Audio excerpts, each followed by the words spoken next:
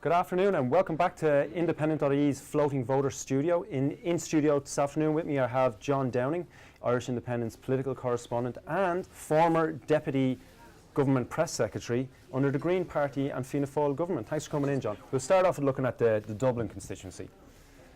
Now, John, here's someone you worked with in government, Kieran Cuff. Can you talk me through his results? Kieran Cuff, a former junior minister in that 2007-2011 government. He was expected to do well in this election and very probably take a seat. Nobody saw him heading the poll with one quarter of the vote, but that's what's transpired. He, of all the candidates, is the only one assured of taking a seat in this count. Okay, last week opinion polls showed that it would have actually been Frances Fitzgerald who was the front runner, but now it looks like she's going to have to rely on transfers from her her running mate Mark Durkan to get her over the line. Yes, I believe Frances Fitzgerald, former Taoiseach for Fine Gael, will take a seat. She will be disappointed. Her personal vote is down on what the opinion polls were suggesting, but I believe a share of transfers, which she will get from all the candidates, but especially from Mark Durkan, will see her home. And then the last two seats are probably the most interesting. We have Barry Andrews, Claire Daly and Lynn Boylan from Sinn Féin, all fighting it out for those last seats. How do you see that falling out? It is notable. On the one hand, Barry Andrews has name recognition all across the city and county of Dublin. Then again, there is a left-wing leaning to the candidates who are left. The destination of Social Democrats Gary Gannon's transfers, those of independent left-leaning, Alice Mary Higgins. Lynn Boylan may be in difficulty here. If she were to lose, it would be a travesty for Sinn Féin. I fancy perhaps Claire Daly and Barry Andrews. Lynn Boylan, you don't know, can't be ruled out, but in danger. And let's move on to the next one, Ireland South. Okay, there's nothing for certain here, possibly only that Sean Kelly will get over the line with the help of some transfers from his Fine Gael colleagues, Andrew Doyle and Deirdre Clune, but not a great day at the office for Fine Gael. Well, they're back. They're certainly back on where they were. Sean Kelly has a huge potential GAA vote in every one of the 12 counties, but he was constrained in his canvass and I think probably will be miffed. He will feel he could have done better. But that said, they are in the fight for a second seat. Andrew Doyle, based in Wicklow, will be disappointed with just 4%. There was a belief he had a reach into the Midlands, family connections and so on, and the farmer as a junior agriculture minister. Fine Gael are not flavour of the day with the farmers at the moment. Okay, and that has transpired. Fianna Fáil are on course for a seat as well. You can see here Malcolm Byrne, Wexford based, and Billy Kelleher in Cork.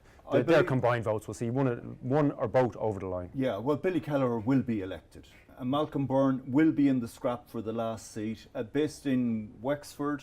There will be a candidate from the east. So you're talking about, I believe, by the way, that Leonie Riada will get elected. Again, her vote is back. The Sinn Féin story on the day. But somebody from the east will get elected here. Okay, let's move on to Midlands North West. We have at least one nailed on vote getter here, Mairead McGuinness on 25%. And then we have her running mate, Maria Walsh, former Rose of Tralee, on 10%. Surely that combined 35% will see 2 Fine Gael seats. You would believe, just looking at the maths of that, you would say yes, 2 seats for Fine Gael.